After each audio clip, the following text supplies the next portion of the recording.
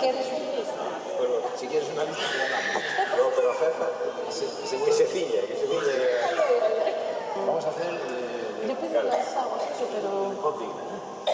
Vamos a haceros una canción que es un himno más que una canción. Se llama Blowing in the Wind. La hizo Robert Zimmerman, Bob Dylan, cuando la guerra de Vietnam, defendiendo no a la guerra, sí al amor. Y habla, pues eso, de no a la guerra, más amor, más paz. Y que, bueno, que no hay que matar gente, coño. Vamos con Blowing in the Wind.